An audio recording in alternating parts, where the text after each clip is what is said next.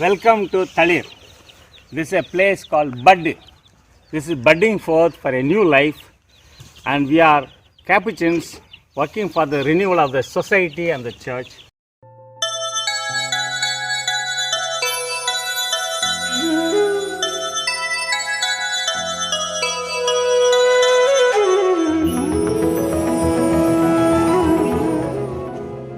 My dear brothers and sisters in Christ Jesus, good morning to all of you. Today we celebrate the greatest feast in the whole of the churches, that is the resurrection of our Lord Jesus Christ. I wish you then, brothers and sisters, happy Easter. The Lord is truly risen.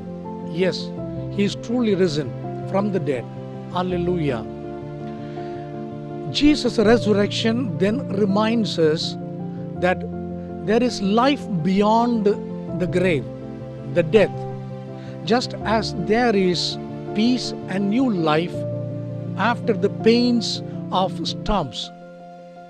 Readings of our liturgy today tells us that our lives here on earth are hidden with Christ in God. We read in the letter of St. Paul to the Colossians chapter 3 verse 3. Christ our Lord is now revealed in His risen body, that is glorious body, more than ever before in His earthly living, in His mighty deeds, preaching, and even in His patient endurance of the sufferings on the cross. In the resurrection of Jesus, the world for the first time saw a new phenomenon in human history. Naturally, there were doubts and disbeliefs both by His disciples and the authorities of then world. The apostles and His followers thought that everything was over with the shameful death on the cross and the burial thereafter of their master in the tomb. While some of them were behind the locked doors for fear of the authorities, and some still were on the roads to their old profession, while we also still have few women disciples at the tomb seeking their master, looking for their master.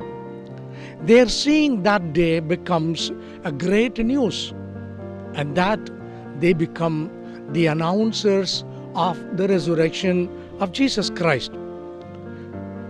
We Christians must not worry about Jesus as one who is found missing from the tomb, but rather as one who is going to be with His disciples, for He is Emmanuel, God with us, until the end of days. In a popular depiction of the resurrection scene in the Catholic Church, we see Christ on the clouds and almost leaving us for the glory of heavens. But on the contrary, something more soothing, something more interesting is depicted in the Christian Orthodox churches. Christ, who descended into the hell in accordance with the scriptures, rises to new life, not alone Himself, but with the redemption offered to a man and woman. Symbolically, He holds Adam in one hand and Eve on the other, assuring that we all have the same share in His resurrection. Another beautiful blessing that we have today is the love and forgiveness of the Father extended in Jesus Christ, our Redeemer, to all people of the world. God is not tired of us, neither Jesus. Father, forgive them, for they know not what they are doing.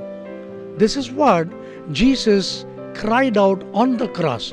Through these words, Jesus, God the Father, has no other chance but to show His arms of mercy and forgiveness. The justice of God today for all of us is then well shown in the compassionate forgiveness of Jesus on the cross. Therefore, my dear brothers, if today you and I are called Christians, it is because of this saving power of the resurrection. In the resurrection of Jesus Christ, we do not see the revenge of God, rather the unfailing or all-embracing love of the Father. And this is what we read from the earthly life of the church. Christ will spare us and not desert us.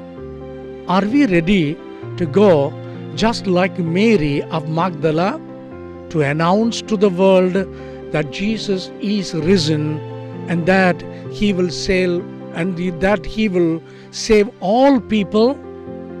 Dear Lord, we thank you for the great feast of the resurrection of our Savior Jesus Christ. Thank you, Jesus, for the love and forgiveness you show us.